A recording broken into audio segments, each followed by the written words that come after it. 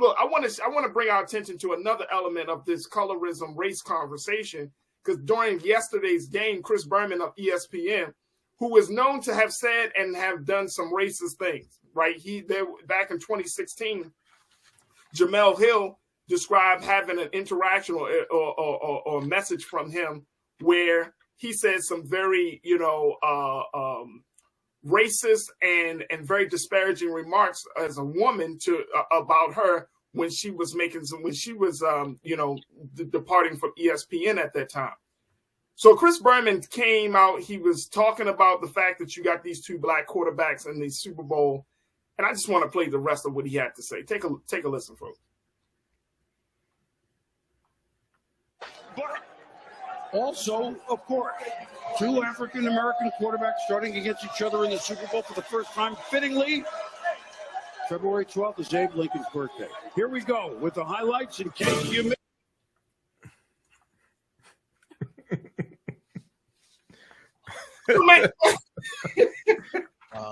You can't make this stuff up, bro. You can't make this stuff up, man. The man said fittingly February 12th is Abe Lincoln's birthday. Like, right. Hey, thank him for these two black quarterbacks who are playing in the NFL. Because if it wasn't for Abe Lincoln, and you know what he did for them black people. You can't make this stuff up, bro. Who the hell? Right. This first, Scott, Michael, I know you want to unload, right, brother. No, please give it to Brother Mike. I know he's about to stop. I will happily sit back. Yeah, it seemed like this was a slight, and he's doing this in Black History Month also. Okay, come on. So he's saying this during Black History Month. Now, just so people understand, the reason why Black History Month was originally the second week of February as Negro History Week was partly because the second week in February contained Abraham Lincoln's birthday. Dr. Carter G. Woodson created this because African Americans were already having celebrations in our communities celebrating Abraham Lincoln's birthday, and then Frederick Douglass' assumed birthday is February 14th. So it's because of those two birthdays and celebrations were already taking place in our communities. This is why Dr. Carter G. Woodson inserted the new cultural holiday within the second week of February. So it appears what he's trying to say is, well, if it hadn't been for Lincoln, who, freed the slaves, we wouldn't have these two black quarterbacks. But that's a misunderstanding of the Civil War. African Americans took up arms and we freed ourselves. OK, we fought in there's almost 200,000 of us that fought in the Union Army and the Navy, and they let African Americans fight on behalf of the Union when their backs were against the wall and they were being beaten by the South or by the Confederacy. And even with the Emancipation Proclamation, even though it did not free the enslaved Africans because the Union had no authority to dictate to the Confederacy what they could do, it was a military strategy designed to bring the South back into the Union and rob the South of their largest asset, which were the enslaved Africans. They had about 3 million of them or so in the Confederate States of America, the CSA, the Confederacy. And the preliminary Emancipation Proclamation was September 22nd, 1862, the year before. And it stated that if those areas in rebellion, those territories in rebellion did not come back into the Union by January 1st, 1863, they would be allowed to keep their slaves. Now, it exempted Maryland, Missouri, Kentucky, and Delaware, the border states. They were allowed to keep their slaves, and Maryland did not abolish slavery until November 1st, 1864. So almost 2 years after the Emancipation Proclamation. So a lot of this is mythology surrounding Lincoln, okay? Lincoln was not an abolitionist. Here's the thing, Brother Michael. Yeah. What was the point? That was a slight. That was an attack. That was an attack on the two black quarterbacks to take away from that to say, wait, okay, if it had not been for Lincoln, you wouldn't have these two black quarterbacks. He's trying to undermine the intention, and at the same time, you got to look and say, okay, he's saying something like that. What I wonder what he would say about Colin Kaepernick. Colin Kaepernick is still being whiteballed from the league. Even though he got a settlement, Kaepernick is still being whiteballed from the league. Here's the point, and here's the point, Scotty, because we got a couple of moments left, and here's the point, because I think that a lot of times, especially in the sports, right, we believe that white commentators, right, white game callers, that they are quote unquote liberal, progressive, because sports makes us feel as if, you know, we're all on the same page, that nothing unites the American people like sports. So when we really start to hear their real views, right, like this is how they really think, then we all get offended. And so I'm bringing this out because people are like, yo, Chris Berman really got a problem. He's really a racist underneath of all of this. Mm-hmm. So how do we address that, Scotty? Listen, man, at the end of the day, it's the peers of one another calling them out, right? Or peer co-workers, right? So it's the Stephen A. Smiths, it's the Ryan Clarks, it's the Marcus Spears, it's all those black commentators as well. Even his co-host, the one that the black man that always does with Chris Berman. Yo, you gotta hold this Bama accountable. Like, it's like, see, it's too many pacifists for me, right? Oh, it was a slip of the tongue. Oh, he didn't mean it like that. No, he meant it how he said it. Now, at the end of the day, how I take it, that's perception. That's how I took it. If he never says it, there's nothing to take. You get what I'm saying? So to me, at the end of the day, his co-workers, white and black, have to hold him accountable. His bosses, 9 times out of 10 that are white, got to hold him accountable. And then as well as the league, the NFL, this is part of your product, right? You got these people talking on your product. You have a whole banner in the back of the end zone talking about end racism. You know what I'm saying? Come on, man. Like, that's nonsense. You get what I'm saying? Hey, Scotty, real quick. I wonder what Shannon going to say. I don't think I watched him this morning. I don't think he caught it, but he better say something. Somebody better say something. But you gotta. This is crazy. Yeah. What you say, bro, Michael? I wonder what Jay-Z's going to say. Remember, Jay-Z was co-opted by the NFL back in September 2019. And I told people, I did a YouTube video September 2nd, 2019. I told people that they brought Jay-Z in, gave him this deal with the NFL to get the top black acts because he put the word out prior to that not to perform at the Super Bowl. Okay, right. So a lot of top black acts didn't perform. In that year that they had Maroon 5 perform, they had terrible ratings. All right. And then I said they're gonna be able to, because of Jay-Z, he's gonna make it all right for the top black acts to perform. Who performed yesterday? Rihanna. I told people what's gonna happen. So I wonder what Jay-Z's gonna say. Because Jay-Z said the deal, he said the deal with the NFL, he said that's the next step in the social justice movement. Talking about Colin Kapernick. He said this is the next step. You can't determine what the next step is because you weren't involved in it in the first place. I'm riding with you on this. I'm riding with Scotty on this. If black commentators don't say something, right?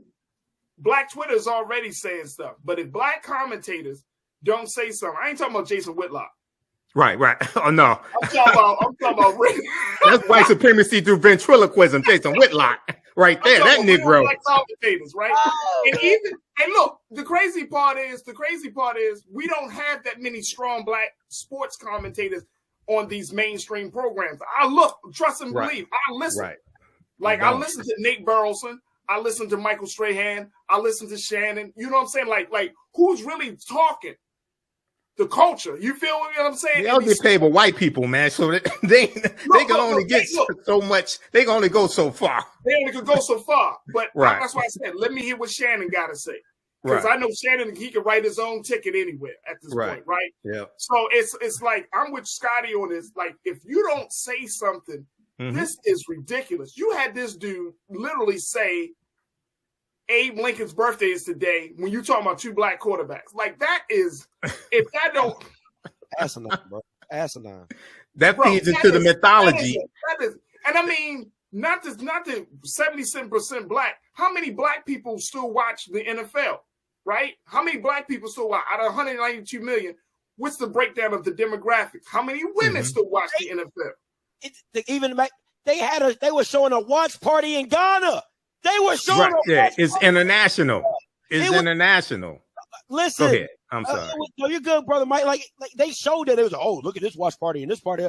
I'm like, so, it's you don't get it right, bro. Come on, man. I talked to a sports writer from Forbes magazine, from Forbes.com last week, and this is an older brother. He's been a writer for sports for 40 years. He's told me they haven't gotten it right, and he said the reason they haven't gotten it right is because they don't want to get it right. Right, exactly. It's not that they can't. It's not that they don't have the brilliance. It's not that they don't have the black men and black women to be behind the scenes to help shape this new. They don't want to get it right. There's a story right now, and I'm sure, Brother Michael, you've seen it too. Scotty, I'm sure you probably talked about it. There's a story right now where the NFL is on record as being as aggressively denying claims to NFL veterans who need disability and other medical coverage. Yep. Men who have put their lives out on the line, men who have given their bodies to the game, and the NFL is still aggressively denying them health care claims and coverage and insurance coverage. Real quick, you can probably talk about this sometime next time. But the Jim Trotter for 2 years straight has talked about the diversity within the higher levels of media in the NFL and why they have not seen black people and black commentators in the C-level executives in the media room. He's asked the commissioner for 2 years running at the NFL Media Day. Go check that out. I'm telling you, Jim Trotter, what is Goodell? I don't really touch the media room. Bama, you are the commissioner of the NFL. What you mean you don't touch the NFL? What do you mean you don't touch media? That don't even make sense. Doesn't make sense. Well, keep in mind he works for the owners though also. So but see, that's what I'm saying. He does their bidding. He does the owner's bidding. But at the end of the day, you're right. But at the end of the day, like they just it doesn't fit. Look, we gotta take a quick pause. Hey, brother Scotty, I appreciate you as always. Folks, make sure y'all subscribe to Off Script TV on YouTube and on all social media platforms. My man Scotty is always bringing the heat. Truly, truly appreciate this brother and his insight. And every time we talk sports, I always think about my brother. And I'm bringing him in on all of these conversations. And make sure y'all follow him on all social media strategy platforms. Hey, brother Scotty, thank you so much for checking in today. Hey, anytime, Farajii. Thank you, brother Mike. Absolutely. Hey, AfricanHistoryNetwork.com, because we got free Black History Month lecture Saturday, 12 noon to 1:30 p.m. Eastern Standard Time, taught by me, historian, study history 32 years, AfricanHistoryNetwork.com. Yep, Black resistance movements. And if you missed the one I just did Saturday, February 11th, you can still register for that. Watch that one. We did 2 hours. And then my class number 1 of my 12-week online course started up on February 11th as well. Ancient Kemet, the Moors, and the Ma'afa, Understanding the Transatlantic Slave Trade. You can register for that also. There it is, Brother Mike. AfricanHistoryNetwork.com. Thank you, Brother Farajii. I appreciate you. I appreciate the right, love, peace. passion, and the history, bro. Peace. All right, Flip. All right, how's everybody doing today? All right, Hotep, everybody. Hey, this is Michael Imhotep, founder of the African History Network, host of the African History Network show. I'm a talk show host, researcher, lecturer, writer, and historian. So some of you all saw me today on Farajii Muhammad's show, The Culture, on the Black Star Media Network. I was on the show Monday, February 13th, 2023.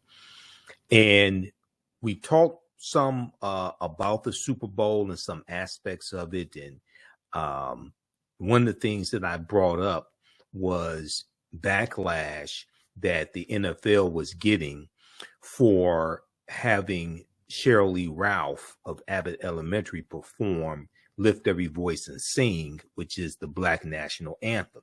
And it has unofficially been the Black National Anthem since 1917. Okay, so she's been getting backlash. Well, the NFL has been getting backlash from some conservatives on social media. And I talked about this some and compared this to the white national anthem, because you had some conservatives saying, oh, well, there's only one national anthem. Okay. And so I want to deal with some of this history here briefly. Okay. There was a good article from the dailymail.co.uk. America has one national anthem. America has one national anthem. NFL fans debated as Black National Anthem Lift Every Voice and Sing is sung at Super Bowl 57. All right. The unofficial Black national anthem was performed. Lift Every Voice and Sing was promoted by the NAACP as the Black national anthem in 1917. A pre-recorded rendition was played before the Super Bowl in 2021 and 2022. So this is the first time it's actually been performed inside the stadium, okay, right before the game. This is the first time that's happened. And this article is from February 12th, 2023.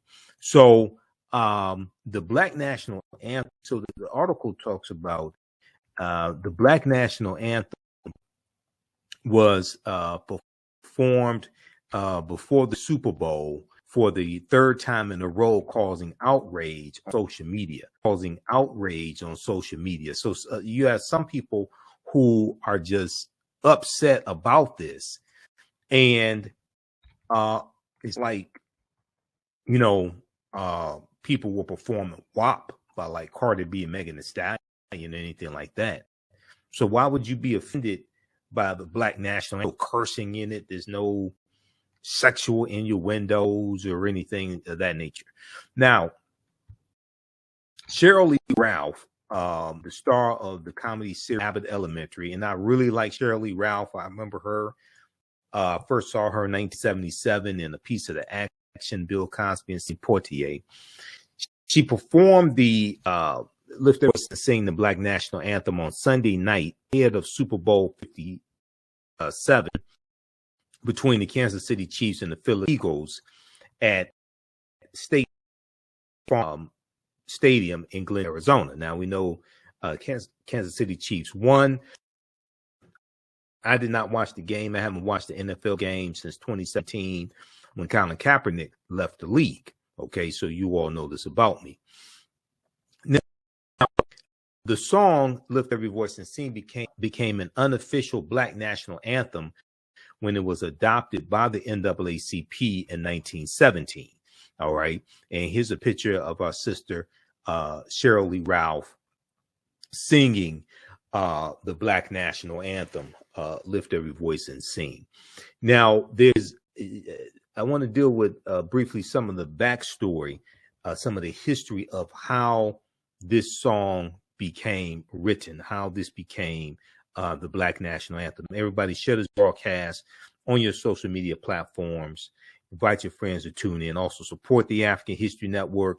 Register for a free Black History Month lecture that I do on Saturdays, 12 noon Eastern Standard Time. Visit our website, theafricanhistorynetwork.com, theafricanhistorynetwork.com.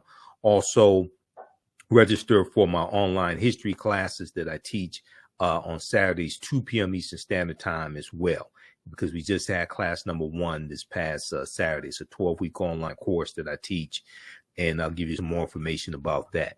Okay, so here's some background information on Lift Every Voice and Sing the Black National Anthem. Now, there was an article, back in 2018, Beyonce performed the Black National Anthem at Coachella.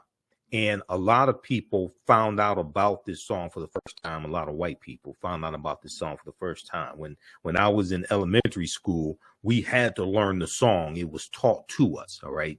So there was this article here from the Washington Post, Lift Every Voice and Sing, the story behind the Black National Anthem that Beyonce sang. This is an article from April 16th, 2018. All right, let's continue.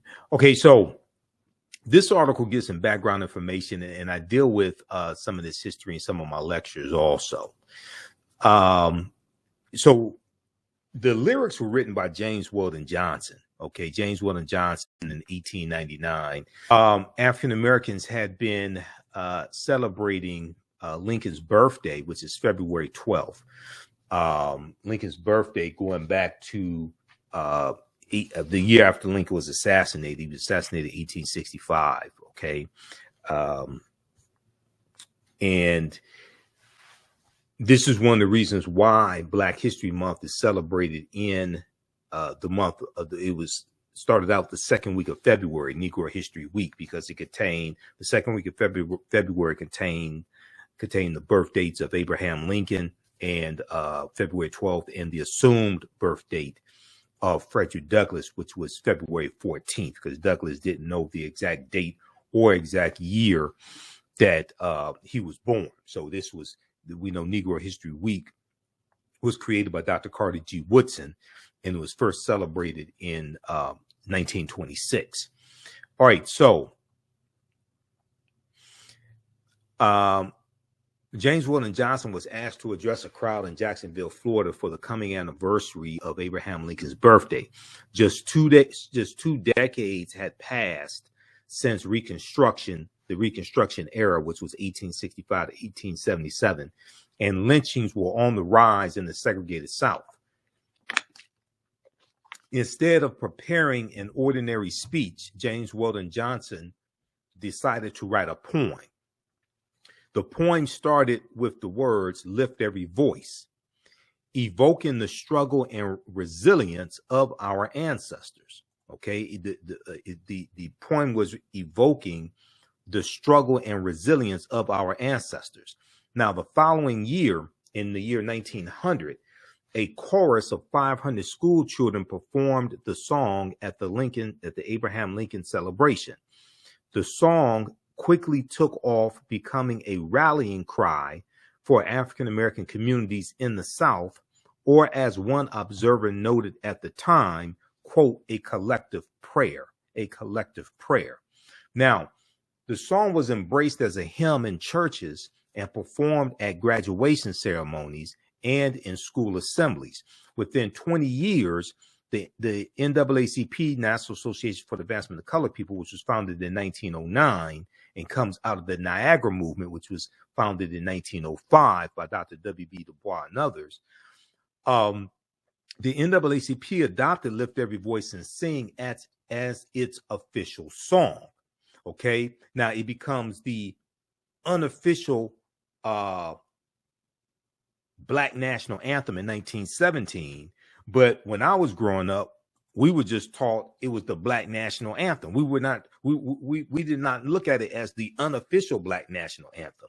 I think you have some white people in the media who say it's the unofficial Black national anthem, but growing up and it being us singing it in elementary school, high school, and then at African cultural events, African centered events, we never said we're going to sing the unofficial Black national anthem. No, we said we're going to sing the Black national anthem, period. So I think you have white writers, and you may have some African-American writers who are influenced by white people who buy into this and say it's the unofficial Black national anthem.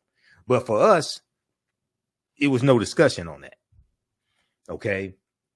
There was no doubt this was the Black national anthem. Now, it was embraced as a hymn in churches and performed at graduation ceremonies and in school assemblies. For generations to come, it would be known widely as the Black national anthem. Lift every voice and sing the story. So check out the rest of this article here from the Washington Post. Lift every voice and sing the story behind the Black national anthem that Beyonce sang. Lift every voice and sing the story behind the Black national anthem that Beyonce sang. This is from the Washington Post from August 16th, 2018. Okay, so check out that article. All right, so Beyonce introduced, who won 32 Grammys also, right? Beyonce to make a lot of people aware of the Black national anthem. Now, Sheryl Lee Ralph, who's phenomenal in her own right, sings it at the Super Bowl, okay? And you have a lot of conservatives in this era of attacking critical race theory, attacks on African-American advanced placement, African studies courses, attacks on Black History Month, and books being banned in schools dealing with Dr. King and Rosa Parks and Ruby Bridges, etc. Okay. In this whole climate, now at the Super Bowl, okay, which was probably watched by about 192 million people, was expected. The National Retail Federation estimated that 192 million people, 92 million Americans would watch the would watch the Super Bowl. Okay. All right. So then you have Sheryl Ralph performing. So this is something I talked about on the show today. Okay. The culture on the Black Star Media Network, Roland Martin's network. Now, Sheryl Ralph tweeted 120 years ago today. So February 12th, the day of the Super Bowl 57. It was the 123rd anniversary of Lift Every Voice and Sing being performed publicly for the first time. She said, "Today I will sing it for the first time as part of the Super Bowl pregame show in the stadium." All right, now Sheryl Ralph announced that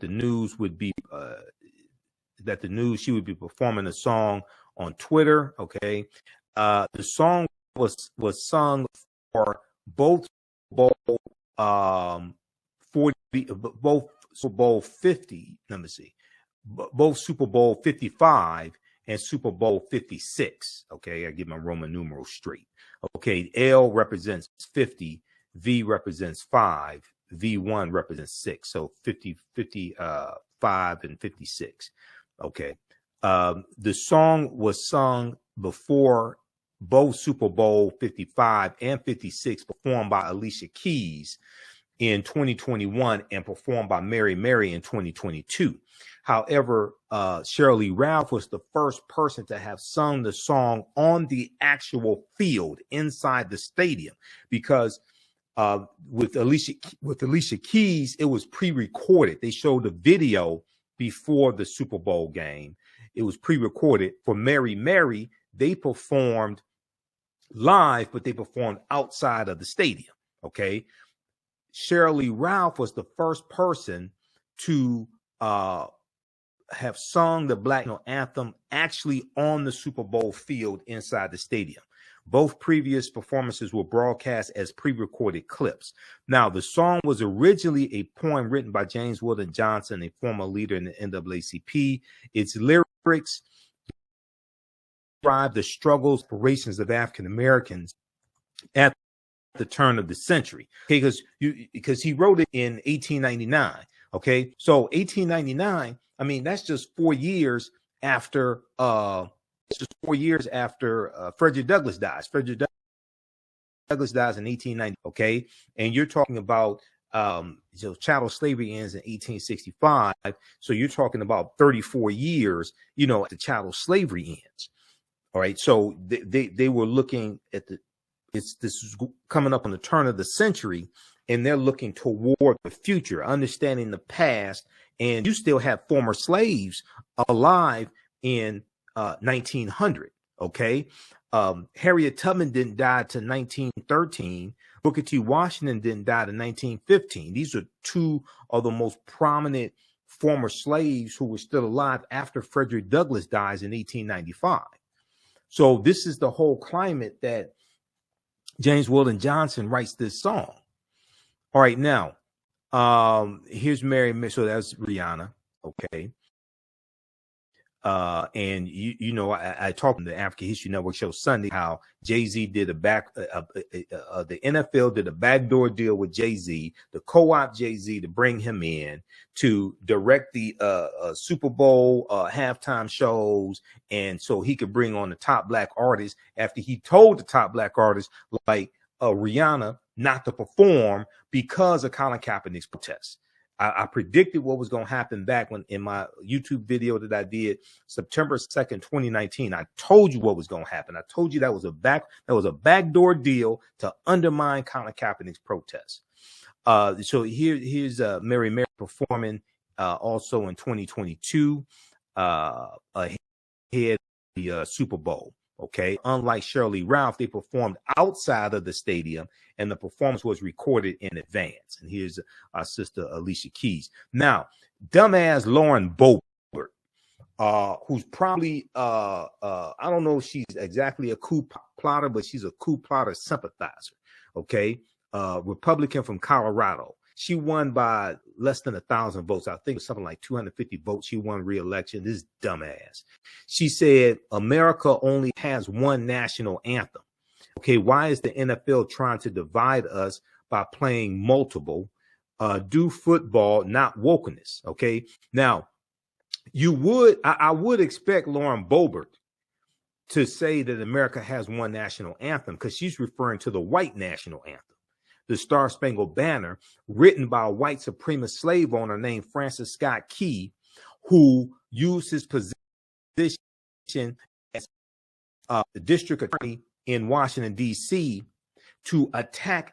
He tried to have one abolitionist named Reuben Crandall executed by hanging, because Reuben Crandall was caught with anti-slavery pamphlets. So Francis Scott is the man who wrote the Star Spangled Banner in it's about September 1814 during the War of 1812. And I call it the white national anthem when you understand the history behind it and who wrote it. It's about white people, for white people, written by white people. It's not just the third stanza. The third stanza that says no refuge for the hireling or the slave. No, it's not just the third stanza. The entire song is a white supremacist song when you understand who wrote it and the history behind it. Okay, I've done presentations on this in the past, so this ain't gonna be as long as the other ones. But just understand, okay?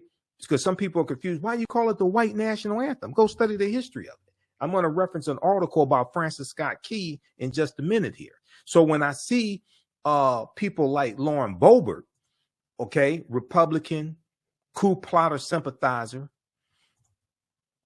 America has only one national anthem, and she's attacking Black national anthem, you know, I understand why. And this is a lot of this also do with the fear of the browning of America, because you have some white people who want African Americans to see reality through the eyes of Europeans. Now, it happened at the same time that NFL player Colin Kaepernick famously refused to take a knee as the Star Spangled Banner was sung. Okay, so that started basically August 2016, Colin Kaepernick's protest. He started sitting out on the bench, then he started taking a knee. On social media, reactions to the news that Anthem would be sung for the third year in a row at the Super Bowl were mixed. Colorado Republican dumbass Lauren Boebert said on Twitter, America has only one anthem. Her critics attacked her, however, suggesting that her tweets showed more division than the inclusion of the anthem. Luke Zaleski, Zaleski, legal affairs editor for Condé Nast, accused the politician of hypocrisy. The gaslighting is the fact that that she's using the concept of unity to divide. The gaslighting is the fact that she uses the concept of unity to divide. She's doing a grievance contrived to irk and produce of further fracturing society, he wrote. Now, another person noted that not only is it Black History Month, and Black History Month was never designed for this month to be when we study our history, just so we understand. It's a celebration. So hopefully somebody will let Morgan Freeman know. Now, another person noted that Black History Month, but it's also the first time two Black quarterbacks have faced each other in Super Bowl history, as Patrick Mahomes of the Kansas City Chiefs and Jalen Hurts of the Philadelphia Eagles led their respective teams. We know Kansas City won. Didn't make any difference to me. I'd rather have African American team ownership than two Black quarterbacks in facing each other, and all the owners of the 32 teams are white. Okay. And then you got one that's Pakistani American, but he's passing for white. Now, the song is meaningful to African Americans. It's also a historic game with two Black quarterbacks the first time ever. get over yourself and your ridiculous white grievances. If you don't like it, don't watch. Simple. They tweeted. Okay, here's Sheryl in. All right, our sister Sheryl Ralph.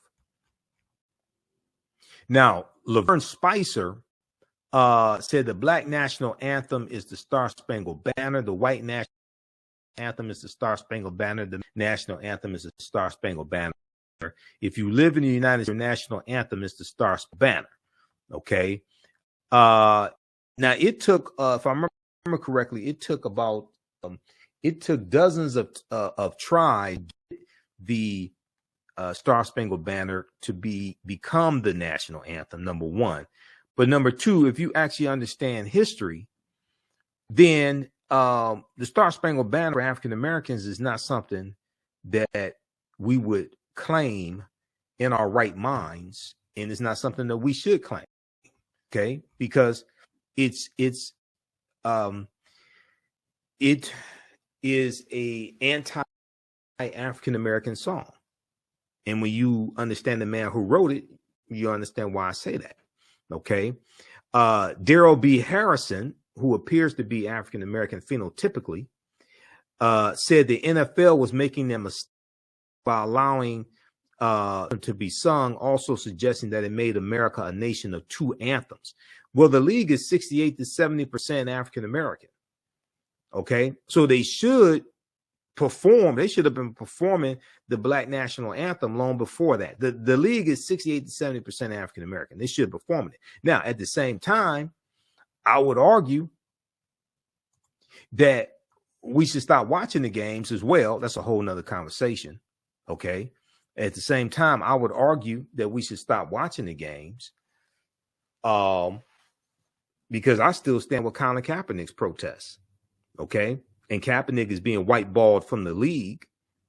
So I don't understand why we're watching the games in the first place. And they sold a 30-second commercial for $6.5 million. They sold a 30-second commercials were going for $6.5 million.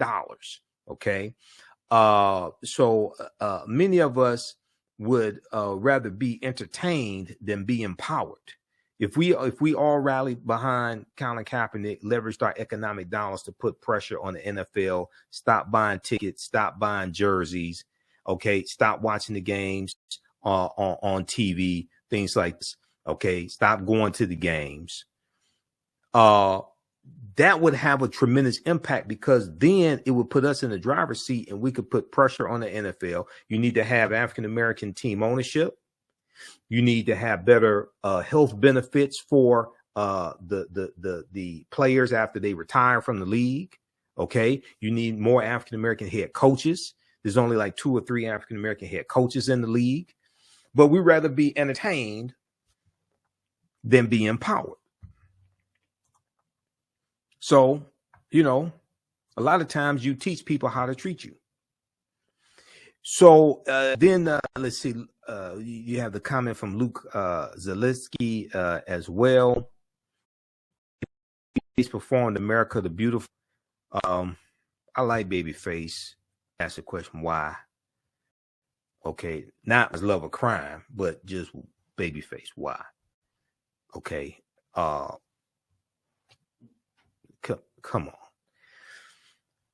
So read the rest of this article here. Then they have the lyrics to Lift Every Voice and Sing also. Okay, very interesting article. The backlash that the NFL is getting for having Sheryl Ralph perform the song. Okay, and you may hear more backlash from the coming days. Now, DMP, who is this? DMP said, "Did you hear Chris Berman's dumbass Abe? Yeah, we talked about that on Farajii Muhammad's show, The Culture, today on the Black Star Media Network, okay, Roland Martin's network. And I said that, you know, if you want to talk about Abraham Lincoln, you can talk about Abe Lincoln. So what Chris Berman was trying to do is he was trying to imply that he wanted to gloss over the fact that you had two African-American quarterbacks playing on opposing teams for the first time in Super Bowl history. And he was implying, hey, if it wasn't for Abraham Lincoln, these guys would still be slaves. Okay? And Abraham Lincoln was not a savior for African Americans. Now, he was better than most white people at the time. He was not a savior. We took up arms and freed ourselves. Okay. We ran away from plantations. All right. We ran behind Union lines. What was the Civil War a good thing for African Americans? Yes, it was. You had almost 200,000 African Americans who fought in the Civil War. We joined the Union Army and we joined the Union Navy and fought in the Civil War, and we fought for our freedom. We took up arms and fought for our freedom. We didn't passively wait for white people to free us. All right. And it's important to understand that the Emancipation Proclamation of January 1st, 1863 did not legally free the slaves. Okay. If you go to loc.gov, the Library of Congress website, loc.gov, and if you read it, it tells you that the slaves in the territories that are in rebellion, okay, the territories that were part of the Confederate States of America, the Confederacy, it was saying that those slaves would be freed if those territories did not come back into the Union by January 1st, 1863, because the initial Emancipation Proclamation was September 22nd, 1862. The Emancipation Proclamation was an ultimatum to the Confederacy to bring the territories back into the Union, okay, to bring those territories in rebellion back into the Union. The Civil War was not fought slaves. The Civil War was fought to bring the South back into the Union, to keep the Union together, because the South was the economic engine of America. The goal of the Civil War was not to end slavery. The goal shifted after the Emancipation Proclamation of January 1st, 1863. But it also says that the border states were exempt. So Maryland, Missouri, Kentucky, and Delaware, they were still allowed to keep their slaves. Okay, Maryland did not abolish slavery till November 1st, 1864. This is something we talked about in my class on Saturday, class number 1 of Ancient Kemet, the Moors, and the Ma'afa, Understanding the Transatlantic Slave Trade, what they didn't teach you in school. So if you missed class number 1, you can still register for it. Class number 2 is coming up Saturday, February 18th, 2023. It's a 12-week online course. We deal with thousands of years of history and what leads up to the transatlantic slave trade taking place. So the class is on sale, $80, regularly $130. We do the sessions live. All the sessions are archived and recorded. You can go back and watch it anytime. So when you register for the course, you can go back and watch class number 1. So visit our website, theafricanhistorynetwork.com, theafricanhistorynetwork.com, because we did 2 hours on Saturday. And if you look at this article here from the Washington Post, there's a piece from the Washington Post with Maryland. Maryland did not abolish slavery after the Emancipation Proclamation, and they put it on the ballot, took a vote on it, and it almost didn't pass. Okay, so a lot of this that we think is history, and a lot of this history surrounding Abraham Lincoln is a lot of myth. Now, he was a better white man than a lot of them at the time, but Lincoln was not an abolitionist. He didn't think that African Americans should have voting rights. He changed his mind toward the end of his life and said that African Americans who served in the Union Army, or who served on behalf of the Union during the Civil War in the military, African American men, they should be able to vote, but not all African Americans. This article right here from the Washington Post, the not quite free state, Maryland dragged its feet on emancipation during Civil War. Okay, during the Civil War. And it goes through and deals with this history that I just laid out briefly. Okay. Also, it's important to understand that people get this mixed up and think that slave owners in the U.S. got reparations. No, they didn't. That only applied to slave owners in Washington, D.C. That was called the Compensated Emancipation Act of April 16th, 1862, which was signed into law by President Abraham Lincoln. That only applied to slave owners in Washington, D.C. That did not apply to all slave owners in the country. Okay, because I hear people misstating that, and I guess they're confusing what Great Britain did in 1834 with their Slavery Abolition Act of 1834, where they took out a loan for 19 million pounds, and Great Britain paid 46,000 British slave owners reparations for freeing 800,000 enslaved African people. I guess they're getting the two mixed up, but no, the Compensated Emancipation Act of 1862, April 16th, 1862, only applied to slave owners in Washington, D.C. Okay, but if we so you go through, read the rest of this here, and they talk about they took the vote. The vote tipped in favor of abolition only after the absentee ballot. Only after the absentee ballot soldiers fighting for the North were counted.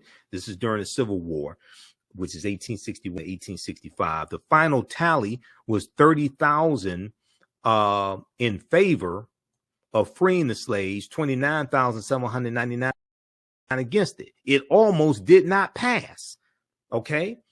On November 1st, 4 Maryland slaves were declared free only a few months before Congress would approve the 13th Amendment abolishing slavery. So the 13th Amendment is going to pass the House and the Senate, but it gets ratified by Georgia December 6, 1865. And when Georgia ratifies the 13th Amendment, because the ratification process, a bill has to pass the House and the Senate, then it has to pass 3/4 of the state legislatures by a 2/3 majority vote. So when it passed the Georgia state legislature December 6, 1865, then that gave the amendment the 2/3 majority vote to actually amend the U.S. Constitution to become law and legally end chattel slavery. All right. So I encourage people to go to loc.gov, the Library of Congress website, and also go to archives.gov and read these documents, Emancipation Proclamation, read the U.S. Constitution, read the Declaration, because when you go through and read these documents, you get a much better understanding of history and understanding of law, and laws shape historical events, shape movements, shape laws and policies. So you have a cycle. These are the type of things that I deal with in my online courses. Okay. So how's everybody doing? Give us a thumbs up, give us a heart, give us a like on this broadcast. How you like this type of information? Follow us on our fan page, The African History Network, The African History Network.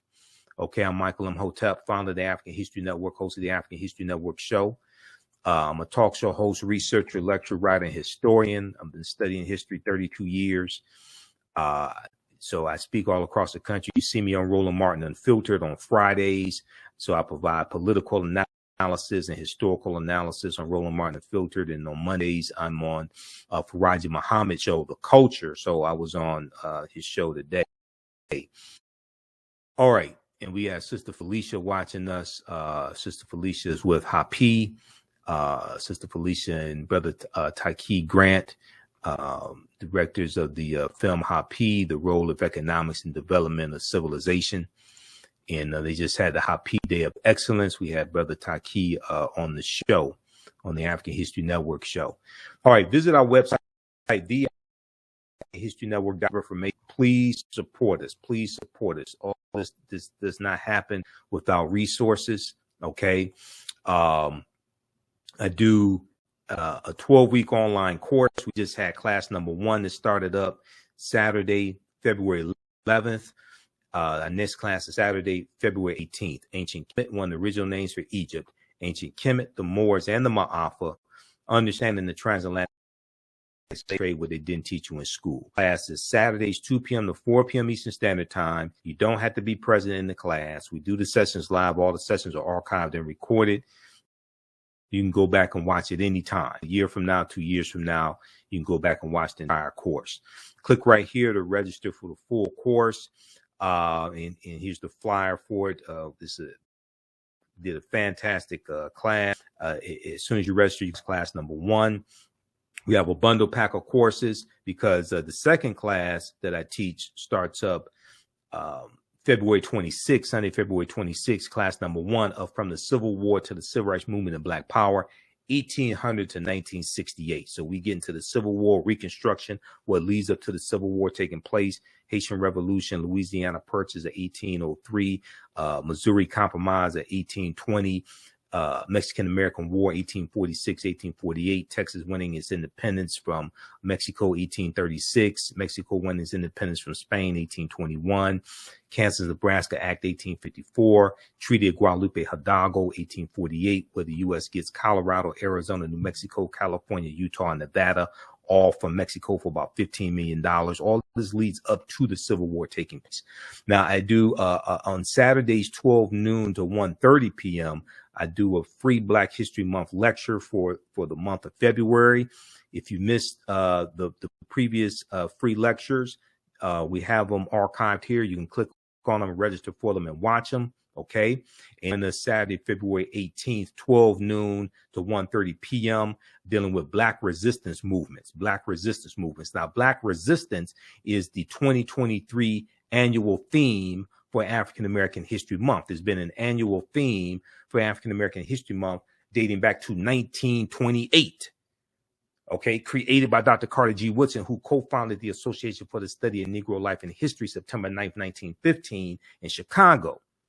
So we don't even, most of us don't understand the history of Black History Month to understand how to properly utilize it. Okay, we're not getting the full benefit of it because we don't understand the history and don't know that there's an annual theme for it, which gives you the context to have your celebration and give you topics to discuss and do presentations on, etc., in your celebration. All right. So most people don't know any of this. Okay. So we have the information at our website, theafricanhistorynetwork.com. And I posted the link there. So please support us. And we have the information here in the thread of the broadcast. And I'm going to post a link here. You can register right here for the 12-week online course. All right. Let me go back to I want to go back to this topic here. Now, I want to deal with a little history of Francis Scott Key. Okay. First, let me show you this. Read this article here. I deal with this in my second class. This deals with the Compensated Emancipation Act of April 1662. People confuse and think paid reparations to all slave owners in the U.S. No, they did not. They only paid reparations to slave owners in the District of Columbia, which is Washington, D.C. Okay. So check that out. And there's other sources on that as well. Okay. The this has it here. National Archives, District of Columbia Emancipation Act. This is the U.S. National Archives.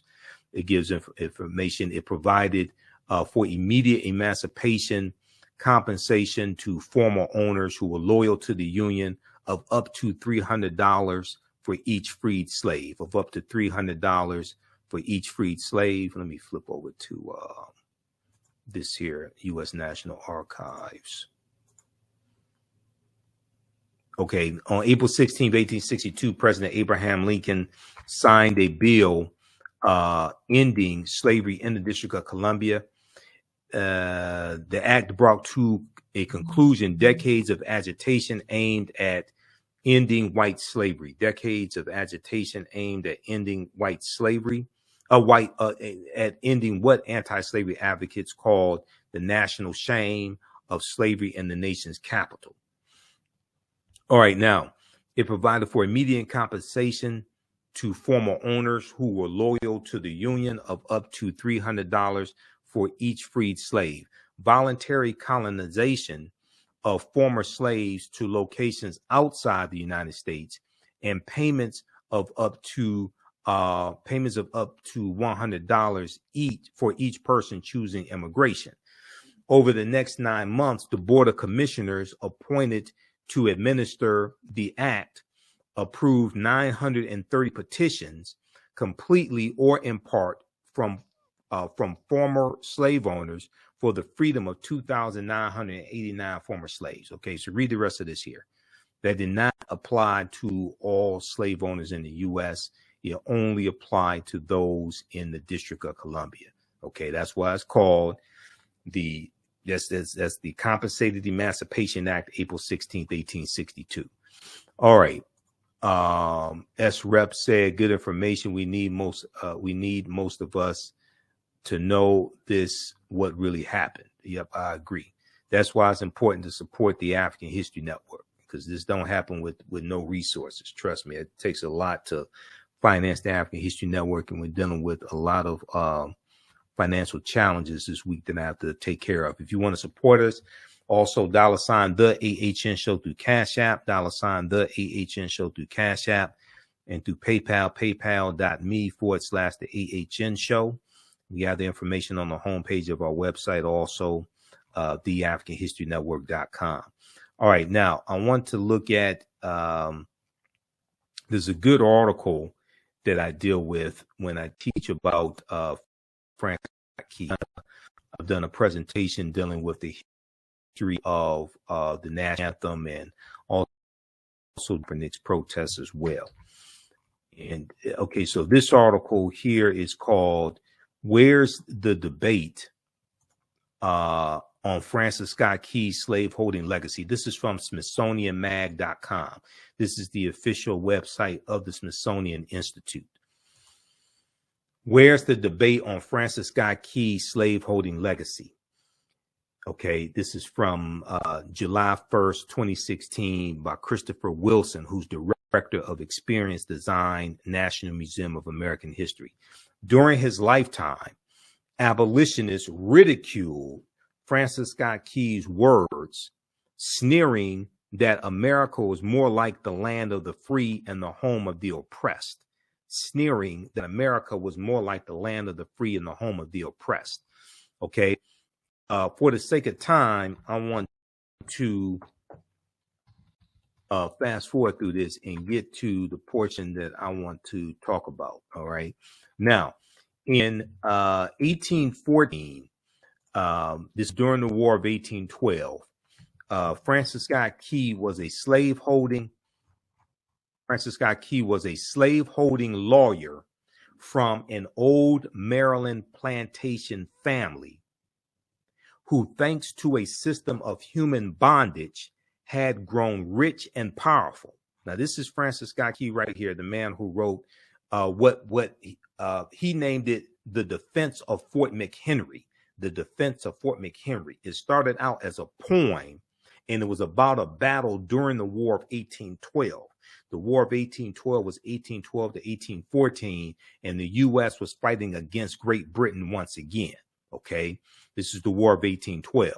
Now, when Francis Scott Key wrote the poem that would, in 1931, become the national anthem, all right, and proclaim our nation, quote, the land of the free, like Thomas Jefferson, Francis Scott Key not only profited from slaves, he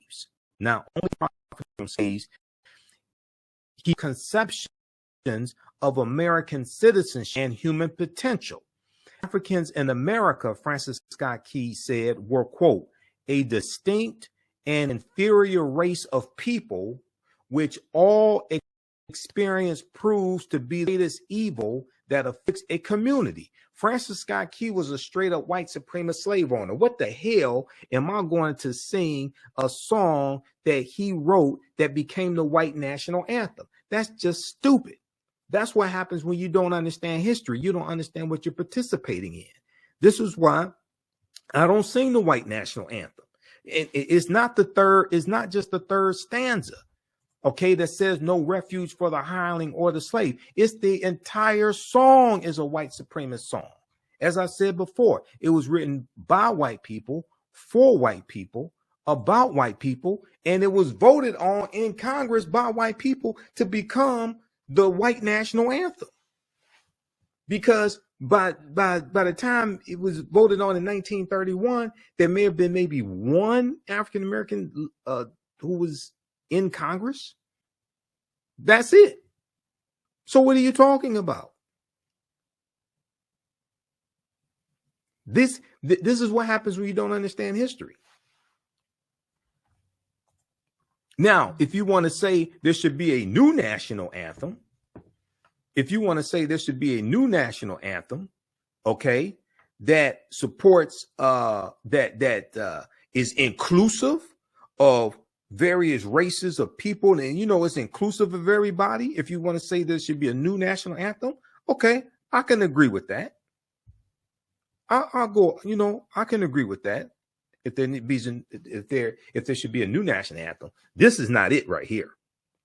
And then when you get into the colonial Marines was a group of Marines who were a lot of them were former slaves. And this was a group that Francis Scott Key and his men had a battle with 2 or 3 weeks prior to him writing this. And because when he writes the defense of Fort McHenry, he's watching a British attack on Fort McHenry in Baltimore. Okay. That's why it's called the defense of Fort McHenry. So when you get into all this, then you see his animosity for African people come out. So this is why, a lot of this stuff I sit back and I look and I'm saying, okay, this is why our motto is right knowledge corrects wrong behavior. What you do for yourself, what you do to yourself, and what you allow other people to do to you and get away with is based upon what you think about yourself. What you think about yourself is based upon what you have been taught about yourself. What you've been taught about yourself is based upon everything you've read, heard, and seen about yourself. All right, Sister Felicia, thanks for the support also as well. Okay, so guys, you can support us through Cash App and PayPal. Definitely you should support or register for one of our paid online classes. Okay, because just so people understand, because I guess a lot of people that don't do this don't know this, but I use 2 different digital platforms to teach those classes, Crowdcast and Learn World. Okay, and I have to pay them each month, so it's not free to teach those classes. Free, I have to pay to teach those as well. All right. Let's continue here. I want to go back to this. All right. So a few of the British troops in the War of 1812 stunned and demoralized America by attacking Washington and setting the Capitol building and the White House ablaze. They attacked Washington, D.C. They burned the White House down and the U.S. Capitol building, the British. Okay. On August 24th, 1814, the British turned their attention to the vital seaport of Baltimore, All right. Now, September 13th, 1814, British warships commenced an attack on Fort McHenry in Baltimore, which protected the city's harbor. For 25 hours, bombs and rockets rained down on the fort while Americans still wondering whether their newfound freedom would really be short-lived, awaited news of Baltimore's fate. So this is after the American Revolutionary War, which was 1775 to 1783 against Great Britain also. Okay. So, so you have America, largely white people in America, wondering, okay, are we still going to be a free nation, etc.? Now, it's also important to note that a lot of African slaves ran away and ran over to the British side to fight for the British against against the U.S. in the War of 1812, just as they did during the American Revolutionary War. Just as they did during the American Revolutionary War. There were more what we would call African Americans. There were more African Americans who fought on behalf of the British during the American Revolutionary War than fought on behalf of the colonies, because the British were the first ones who said, if you come fight for us, we'll set you free when this war is over with. All right. So we were born at night, but not last night. We said, okay, we're going to go fight for the British because we wanted to be free. So and you know, to make a, not to, I'm trying to keep this short. This is the short version. I've done an extensive patient of all this. This is the short version right here. But there, at the end of the War of 1812, the U.S. demanded that Great Britain return. It was about 6,000 runaway slaves.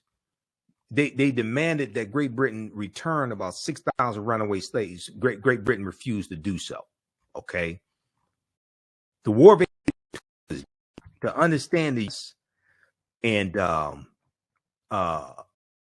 you know, and to understand the U.S., and this puts us on a trajectory to the Civil War also. Okay, this puts us on a trajectory to the Civil War as well. Read this article here, just for the sake of time. This is written by Dr. Jason Johnson for TheRoot.com. I'm not a big fan of Dr. Jason Johnson. I've been listening to him, and yeah, he's all right, but I'm not. Some of that stuff he says is just it's not accurate. Let me just be polite and say it like that. Star-Spangled Bigotry, the hidden racist history of the national anthem. July 4th, 2016. So it goes through and it talks about, let's look at the colonial Marines. Okay. Because on particular note, Francis Scott Key's opposition to the idea of the colonial Marines. Now, the colonial Marines were a battalion of runaway slaves who joined with the British Royal Army in exchange for their freedom. The colonial Marines were not only a terrifying example of what slaves would do if given the chance, but also a repudiation of the white superiority that men like Francis Scott Key was so invested in. So you got to understand, they get to go, these are runaway slaves who ran away from the U.S. and fought on behalf of Great Britain. Now they get the opportunity to take up arms and go kill their former slave masters. Oh, hell yeah, they're with that. And they're going to get their freedom also. That's why more of them fought on behalf of Great Britain than fought for the U.S. This terrified people like Francis Scott Key, who was a slave owner, because I guarantee you, he was afraid that his slaves would have an uprising as well and take him out too. Now, all of these ideas and concepts came together around August 24th, 1814 at the Battle of Bladensburg, where Francis Scott Key, who was serving as a lieutenant in the army at the time, ran into a battalion of colonial Marines, these former slaves who went to fight for Great Britain. His troops were taken to the woodshed by the very black folks he disdained. He got his ass kicked by these black colonial Marines, and he fled back to his home in Georgetown to lick his wounds. The British troops, emboldened by their victory in Bladensburg, then marched into Washington, D.C., burning the Library of Congress, burning the U.S. Capitol building, and burning the White House. You can imagine that Francis Scott Key was very much in his feelings, seeing black soldiers trampling on the city he so desperately loved. Now, a few weeks later, in September of 1814, not 1815. A few weeks later, in September of 1814, far from being a captive, Francis Scott Key was on a British boat begging for the release of one of his friends, a doctor named William Beans, or Benes, I'm not exactly sure how to pronounce it. Francis Scott Key was on the boat waiting to see if the British would release his friend when he observed the bloody battle of Fort McHenry in Baltimore, September 13th, 1814. America lost the battle, but managed to inflict heavy casualties on the British in the process. This inspired Francis Scott Key to write what would later be called the Star-Spangled Banner. He named it The Defense of Fort McHenry. It was a poem. He wrote the poem after watching the battle. So that's when he said, and our flag was still there. Okay. He's talking about the flag was still flying at Fort McHenry. This is where this comes from.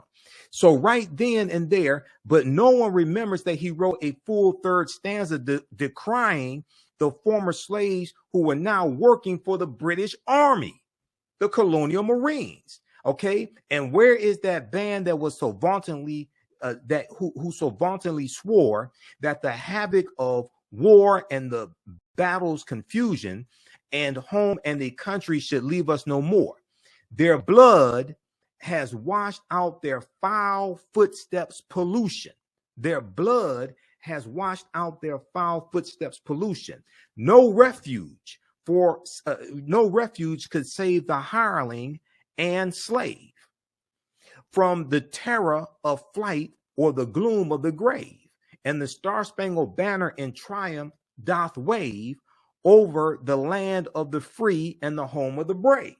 Okay, but it ain't just the third stanza that's the problem. It's the entire song that's the problem. And who wrote the song? So when you understand history, this is and see Jackie Robinson said in his autobiography, I Never Had It Made. Jackie Robinson said he can never sing the Star-Spangled Banner again and stand for the Star-Spangled Banner. Okay, so read the rest of this. Okay, knowledge is power. Right knowledge corrects wrong behavior. What you do for yourself, what you do to yourself, and what you allow other people to do to you and get away with is based upon what you think about yourself. What you think about yourself is based upon what you have been taught about yourself. What you've been taught about yourself is based upon everything you've read, heard, and seen about yourself. All right, now,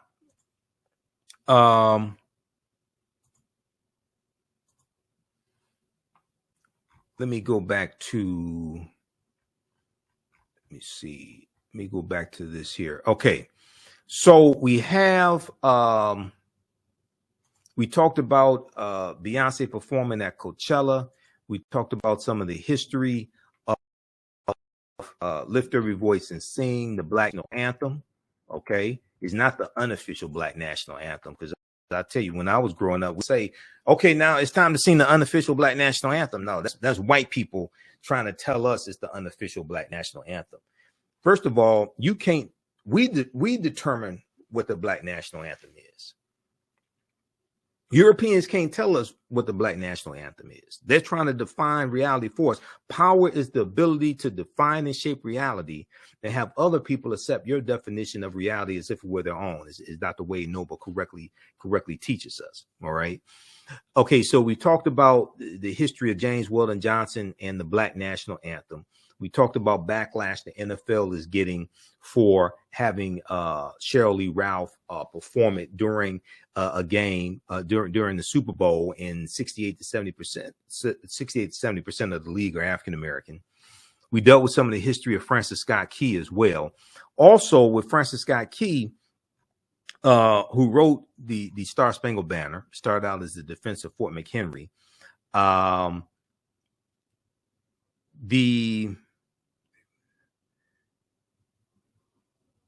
Let me see something. It's right here. Yeah. I want to go to this piece right here, back to the Smithsonian. Let's look at this here.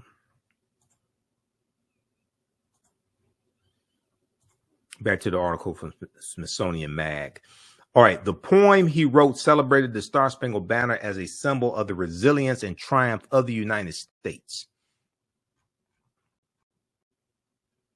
Now, ironically, while Francis Scott was composing the line over the land of the free, it is likely that Black slaves or African slaves were trying to reach British ships in Baltimore Harbor.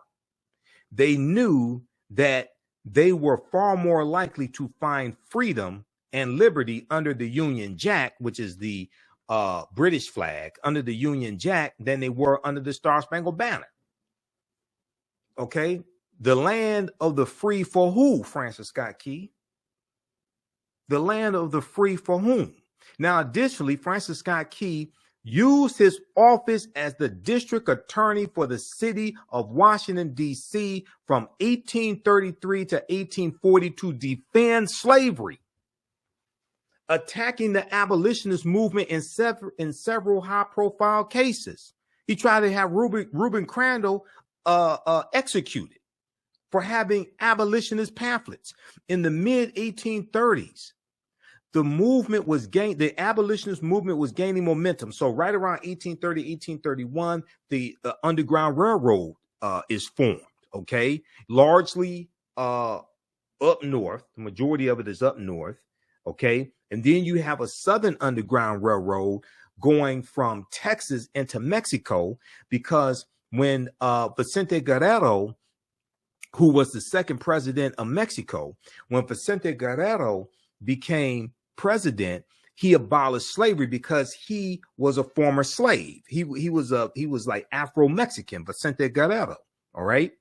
So you had between 5,000 to 10,000 runaway African slaves who run away from Texas and surrounding areas like Mississippi, things like this. They run into Mexico, because Mexico is free territory now. Then you have the Underground Railroad going from the south going up north also.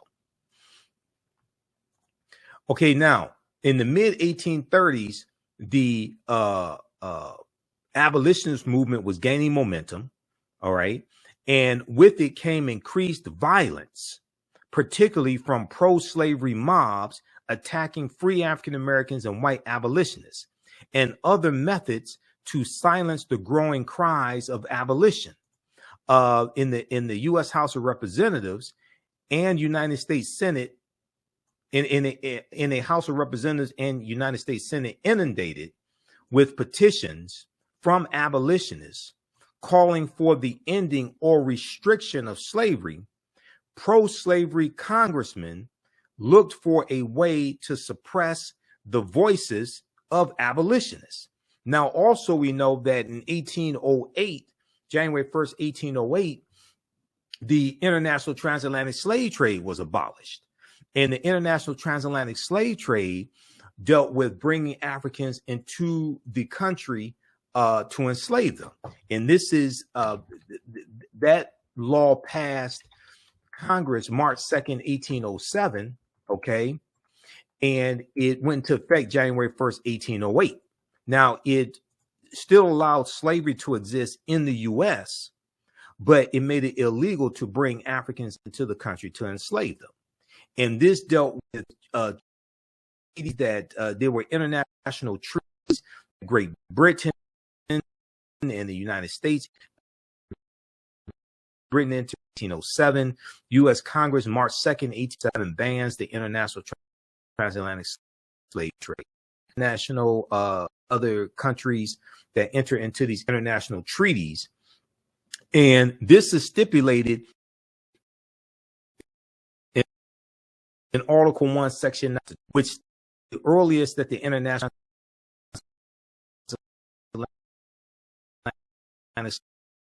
slave a $10 tax, a tax of up to $10 on for each African that was brought into the country. Okay, so when all these people who are talking about reparations, Article 1, Section 9, Clause 1, this helps give you a legal foundation for reparations. Okay, now at congress.gov, and I got to wrap this up because I ain't planning to be here this long. But but you know, I'm a teacher, so this you know, this is what I do. Let me refresh the screen.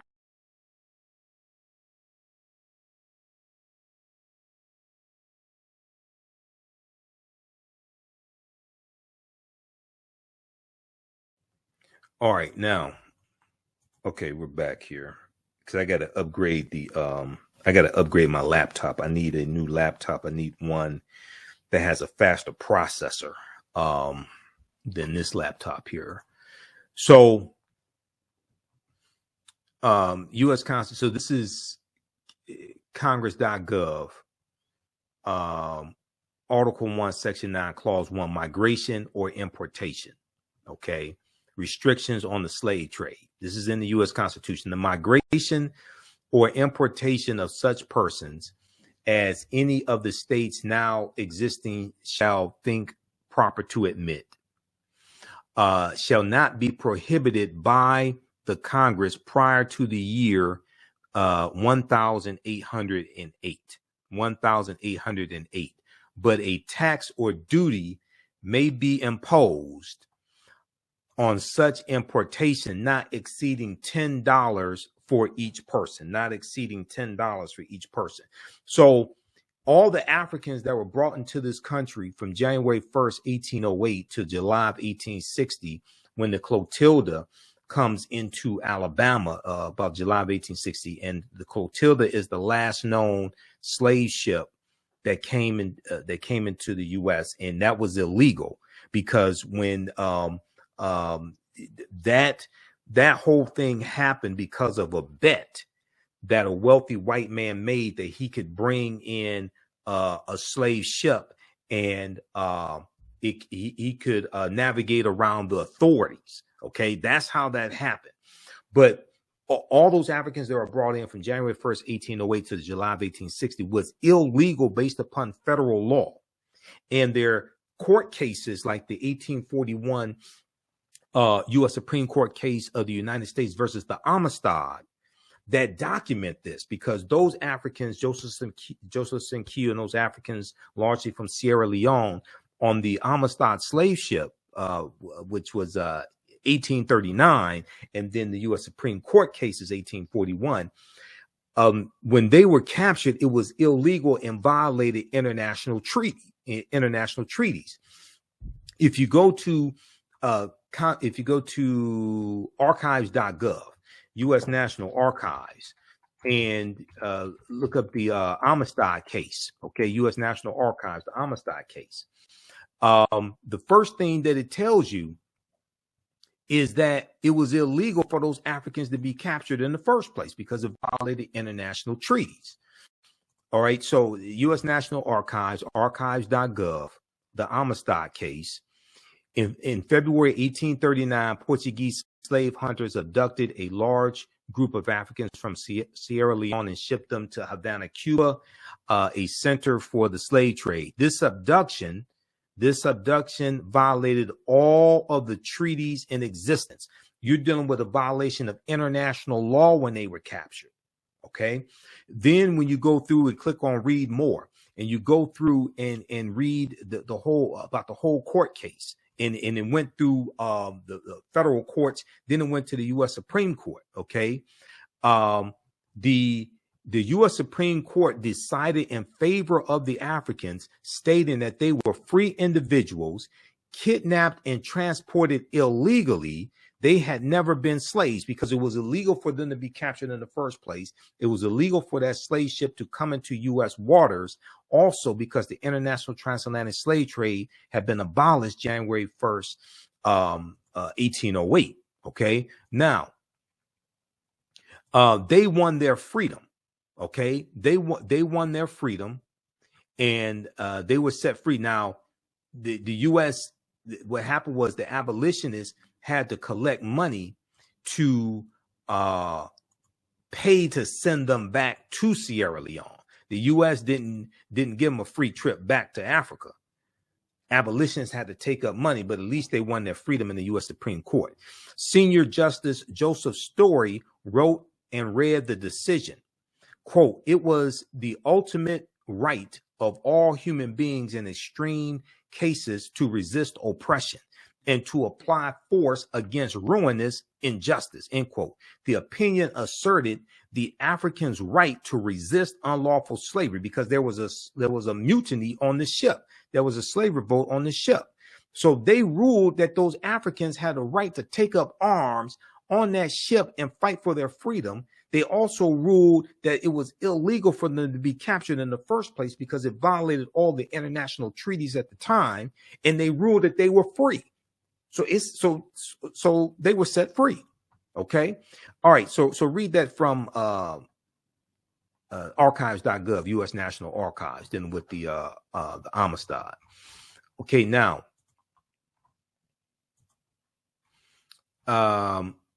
let's go back. I'm going to wrap up here because I have to get out of here. I'm going to wrap up here with the Smithsonian Mag, and then we'll give you information about my online course, my 12-week online course that I teach also, where we get deep into this history. In the House of Representatives and United States Senate inundated with petitions from abolitionists calling for the ending or restriction of slavery, pro-slavery congressmen looked for a way to suppress the voices of the abolitionists. In 1836, the House of Representatives passed a series of gag rules to table all anti-slavery petitions and prevent them from being read or discussed, raising the ire of people like John Quincy Adams. John Quincy Adams, the 6th president, who was the son of John Adams, the 2nd president. And John Quincy Adams was one of the defense attorneys for those Africans on the Amistad slave ship. Okay. So when you watch the movie Amistad, and a lot of people saw the movie Amistad, I think it was 1997. Okay. A lot of people don't understand what they were seeing. They're giving you a legal foundation for reparations in this country. And when we deal with repairing the damage of a legacy of slavery, we're seeking a legal remedy to a historical problem, which implies you need to understand both history and law. Unfortunately, most of our people don't understand either one of them. And the foundational law in this country is the U.S. Constitution. Article 6 of the U.S. Constitution tells you that the U.S. Constitution, all the previous treaties and all the subsequent treaties are the supreme law of the land. So when you go to lawmakers, you don't go to lawmakers to argue morality. You go to lawmakers to argue law, because lawmakers write laws. Laws get challenged in the judicial branch of the federal government, which are the federal courts, Federal Court of Appeals, and the U.S. Supreme Court. When they get challenged in court, they get challenged on the basis that they're unconstitutional, that they violate the Constitution. So if you're seeking a legal remedy to a historical problem and you want to call it reparations or restitution, whatever it is, you have to make sure that you're on strong legal footing. One would be the Black Freedmen Indian Treaties of 1866, because those are laws still in the books right now. And the Choctaw, Chickasaw, Creek, Cherokee, and Seminole Indians all owned African slaves. And when after the Civil War, they enter into treaties with the U.S. government that states that they had to free their slaves, give them land, etc. They become those African slaves get membership in those Native American nations, etc. Okay, so and they get cash payments and get all the rights and privileges of being members of those Native American nations. Those laws are still in the books right now. That's one of our best chances to get any type of repairing the damage of the legacy of slavery. 1. 2 would be based upon Article 1, Section 9, Clause 1 of the U.S. Constitution, okay, which ended the international transatlantic slave trade. All right, and I'm trying to find something right quick here. Where is my presentation on? Oh, I dealt with this in my Kwanzaa presentation. Yeah, I dealt with this in my Kwanzaa presentation, dealing with reparations. So check out this piece here. And I've also talked about this on the African History Network show. I talked about this on Hot Pete Talks as well with Felicia Hardin and Taki Grant, also when they interviewed me before. Look at this here. So attorney Demario Solomon Simmons, who we've been on Roland Martin Unfiltered before together, he's working with Representative Maxine Waters to enforce the Black Freedmen Indian Treaties of 1866 for descendants of the Black freedmen. Now, you're not going to get anything like this passed with Republicans in control of the House of Representatives. Democrats have to take back control of the House, and it takes 218 votes to get any bill passed in the House of Representatives. Okay. Descendants of Black freedmen enslaved by Native Americans in 1800 seek tribal citizenship. Representative Maxine Waters tries to help. If we look at this, go through, read these articles, and we discuss this in my online classes, but go through and read these articles here. Even though progress is being a little progress is being made, African Americans don't understand how to get reparations, law, and the legislative process. Read this article from thegrio.com. Maxine Waters leads push to get justice for Black Native Americans. This is from October 13th, 2021. Maxine Waters leads push to get justice for Black Native Americans. A dispute between Black members of indigenous tribes and the federal government is part of a history that is now being exposed on Capitol Hill. Congresswoman Maxine Waters is calling out Native American tribes, the Choctaw, Chickasaw, Creek, Cherokee, and Seminole Indians, who held Black slaves and continue to discriminate against Black Native Americans. Okay, descendants of those Black enslaved by the hands of Native American tribes may get a slice of justice through access to Native American federal subsidies that had previously been denied to them. The California Congresswoman is seeking to get 5 tribes to comply with their 1866 treaty obligations that recognizes Black Native American freedmen, and their descendants as full citizens of their tribes, therefore making them entitled to all of the rights afforded to any other citizens of those Native American tribes or nations. Representative Maxine Waters tells the read that. Much of the dispute between Black members of the indigenous tribes and the federal government is part of a history that is now being exposed on Capitol Hill.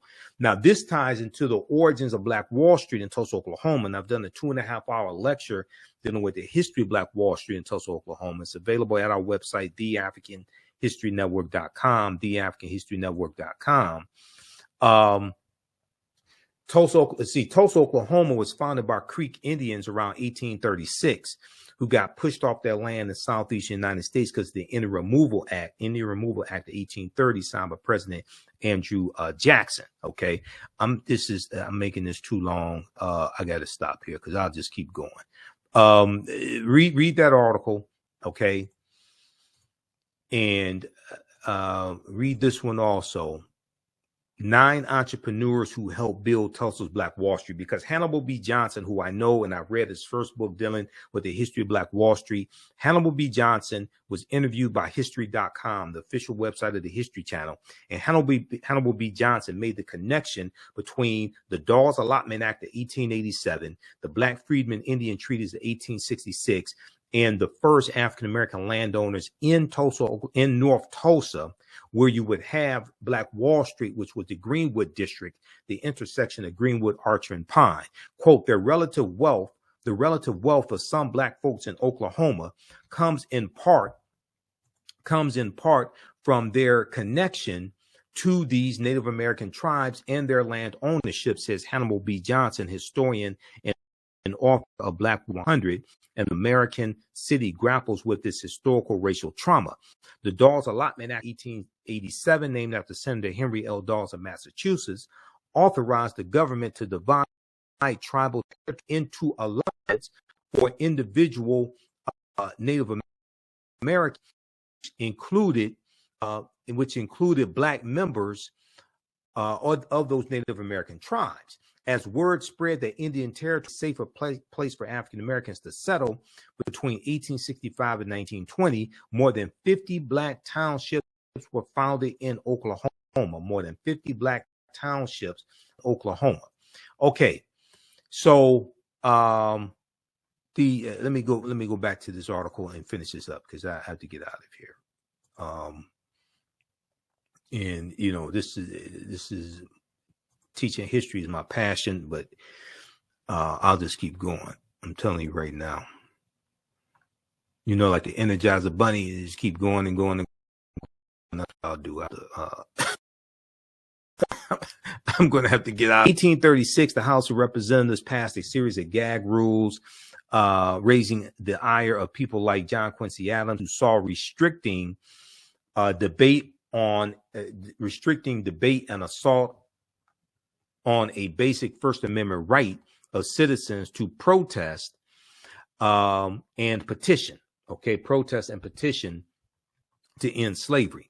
Now, in the same year, okay, so that'd be 1836. In the same year, shortly after a race riot in Washington, D.C. in 1836, when an angry white mob set upon a well-known black restaurant owner,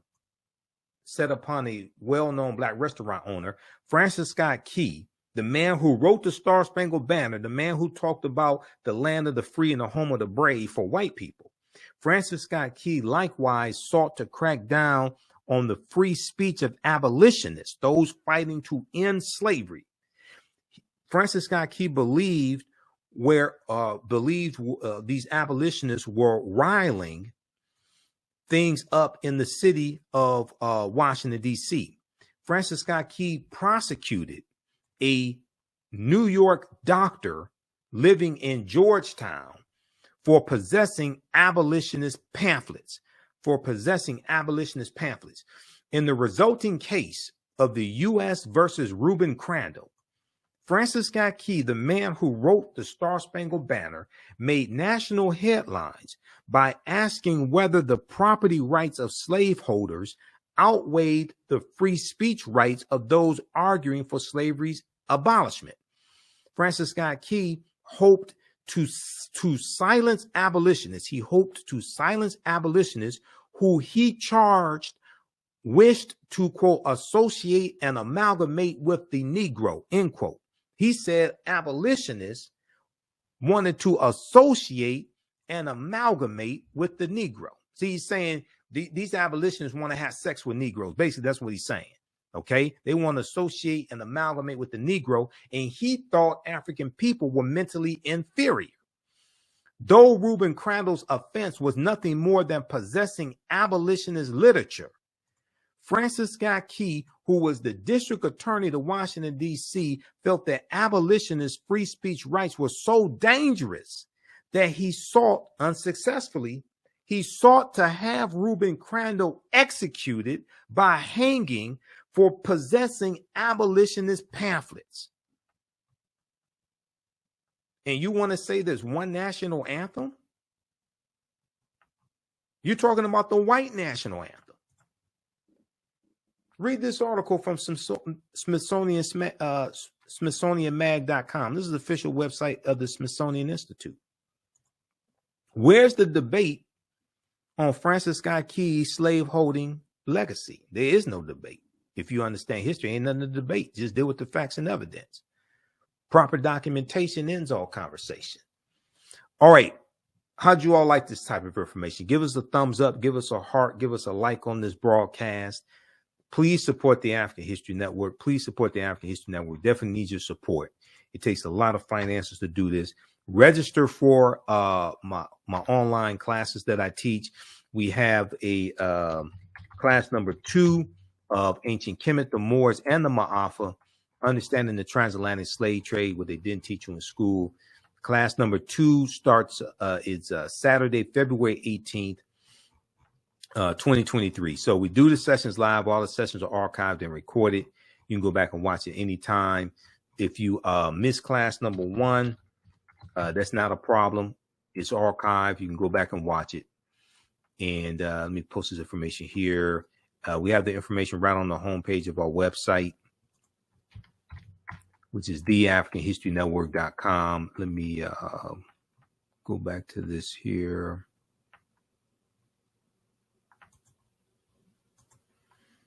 Let's go back to the website. So as soon as you register, you can start watching the content. You go to our website, scroll down, you see information about my radio show. I'm on Sundays, 9 p.m. to 11 p.m. Eastern Standard Time, the African History Network show. We have information for PayPal and Cash App here because people set up fake African History Network Cash App accounts. There's like 5 of them that I identified. So they've been stealing money from us. So that's why I had to put together this graphic. Our Cash App is $the AHN show, SHOW. That's our Cash App tag. And when you go to it, it'll say Michael, and it'll probably show my picture there. People set up these fake African History Network Cash App accounts that have been stealing money from us. I contacted Cash App a number of times. They opened up an investigation that's slow as hell dealing with this stuff. Okay. So I got to follow with them again. We have the free lectures Saturday, February 18th, 12 noon to 1:30 p.m. And then also register for my 12-week online course. Class number 2 starts Saturday, February 18th, 2 p.m. to 4 p.m. Eastern Standard Time. It's on sale $80, regularly $130. Ancient Kemet, the Moors, and the Ma'afa, understanding the transatlantic slave trade. Okay. And we deal with thousands of years of history, what leads up to the transatlantic slave trade taking place. We deal with the 800-year occupation of Europe by the Africans known as the Moors. We have a bundle pack where you get both classes for $120. You get the first class and the second class that I teach from the Civil War to the Civil Rights Movement and Black Power, 1800 to 1968. Also, when you register for Understanding the Transatlantic Slave Trade, there'll be there are 5 bonus lectures of mine that you'll get also. 5 bonus lectures of mine that you'll get also. They'll be in the video library. Okay. All right. So I'm going to post the link here. This takes you to the website for the class number. What is this? Class number 2. Let's see. And actually, let's see. We have class number 2.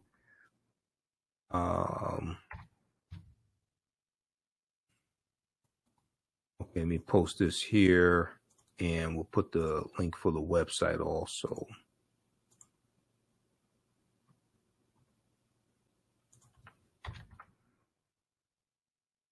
And this information you could use with your children also in the courses. I would say the information is PG-13.